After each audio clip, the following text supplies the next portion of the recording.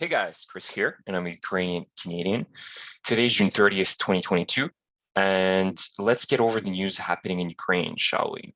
So today, the big news is the Russians have retreated from Snake Island. And there are also pictures coming in from yesterday of the island up in smokes. You can see here, that's Snake Island. There's satellite imaging showing the smoke, the areas that were targeted by the Ukrainian artillery. And essentially, the Russian army staff says that they're retreating as a gesture of goodwill and that they have met all their objectives on that island. I mean, if their objective was to get as many military equipment destroyed and as many Russian soldiers killed as possible, I guess that was met. But overall, there was no military objectives met on this island. The Russians have lost so many things in there: human lives, boats, patrol boats, systems like Panzer S-300 systems, ammunition. They've thrown a lot on this island, and pretty much everything was destroyed by the Ukrainians. So this is a mini victory for Ukraine. It's great because why did the Russians put so much emphasis on this island? Well, because they lost the Moskva, and the Moskva was their air defense system ship that protected their navy from possible drone attacks, missile attacks, and they lost it. And so this island was very strategic for them because this was their insurance to protect their navy, to be able to push and perhaps go through Odessa, have a naval attack. But we know that will be disastrous if they try to do that right now. And essentially they've lost. So as I said, this is a mini victory and it's great for Ukraine. And let's go into the other news as well. So there is, from a few days ago, a warehouse of the main missile and artillery directorate that was blown up in the Russian Federation. Now, it's unconfirmed exactly who did it, how it happened. Again, if you guys watched my video yesterday, I mentioned that there were special operations conducted by the Ukrainian army deep into Russia for this exact reason, right? They were conducting sabotage missions in ammo depots, oil refineries.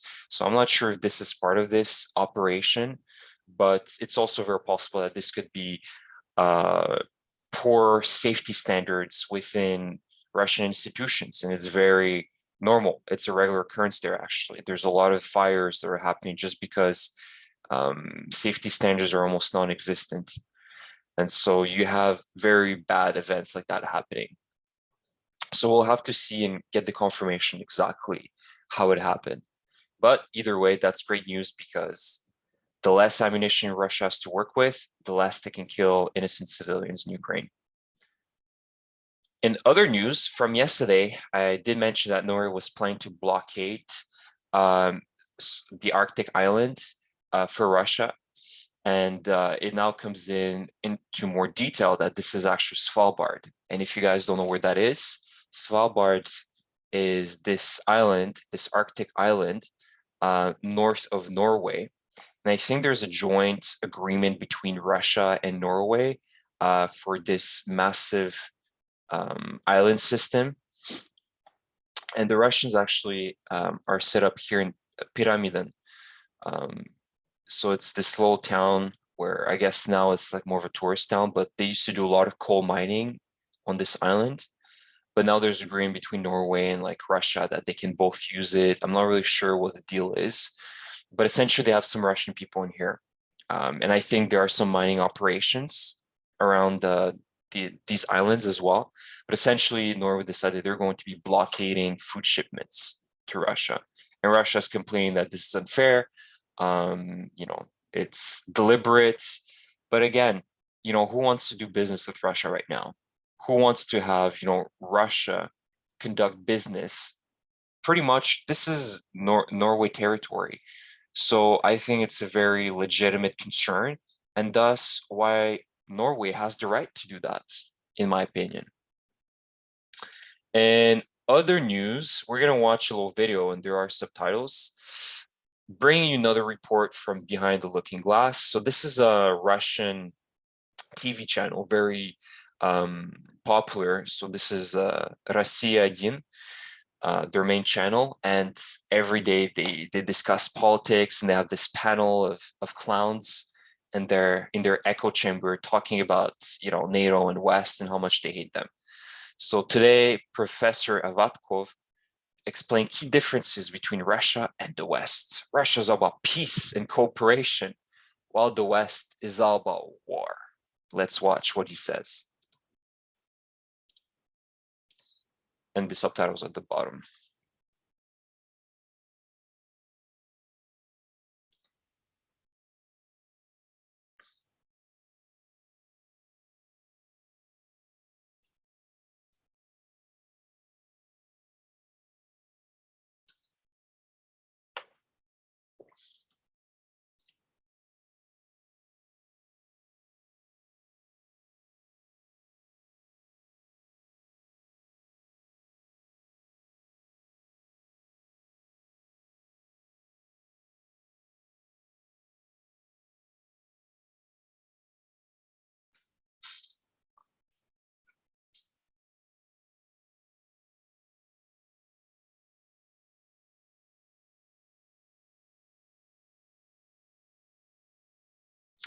Anyways, you guys get the idea.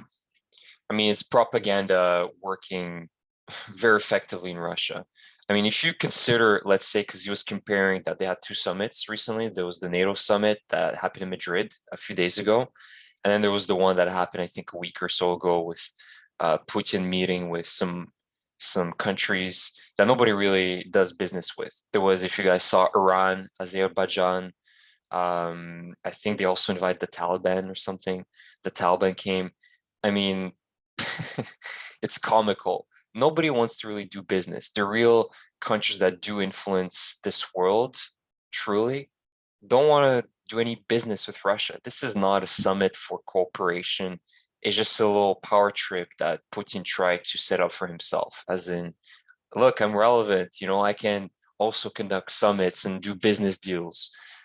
Like, if you're considering Iran and Azerbaijan as big key players, I don't think so. And I'm not trying to undermine these countries, right? But all I'm saying is that Iran doesn't have the best track record. The Taliban either. I believe they did invite the Taliban over, which obviously is a terrorist organization considered by many. And I think there were some other, like, all these Stan countries, Turkmenistan, Kyrgyzstan, like, again, countries that don't have a lot of, influence in this world. So this is the Russian propaganda that is happening, right? They're all trying to claim to their people that they're all about cooperation. We want peace. We're trying to do our best. And look at how the West is trying to undermine us. They care about war. It's destroying us. The rhetoric is very similar throughout. So I guess it's not really working out because the world isn't believing it. Maybe the Russians are, but the world, we tried to have negotiations with Russia. We tried to have a compromise with them, right? And the reality is that Europe, for decades since the collapse of the Soviet Union, tried to work with Russia, right? We just have to look at how dependent and how Germany, France believed in Putin, believed in investing and in cooperating with Russia. And now it's all, it's all been thrown out the window, all that work. So anyways, it was quite interesting to watch this, actually. And last but not least, the current situation in Severodonetsk. And we'll look at the other fronts as well. So if we look from yesterday, there have been a lot of movements. The Russians have taken officially the whole Severodonetsk line. So the whole town is now taken. And they've also managed to push even more towards the main road leading to Lysychansk. Again, the Russians have taken control over part of the road, which is essentially, becoming quite critical. And Berestoe, Bilohorivka have also been taken. So essentially, I think the news from yesterday, where I was mentioned that we're pulling out of Lysychansk, are coming true. I think there is no more point of holding this city anymore. It's too much of a risk. It's critical now. And I believe the news that we have pulled out of this area and probably reinforcing these main cities, Bakhmut Kramatorsk, Slovyansk, these are the main cities. So unfortunately, that is what's happening in Severodonetsk. In other news as well, on the Kharkiv front, if we look at the movements, yeah, very minimal, nothing really happening here. So it's still pretty much like a stalemate. As you can see, there's some movement here. Sometimes we take this territory here, then the Russians came back and they took it back here. So it's quite stagnant on the Kharkiv line as far as I'm concerned.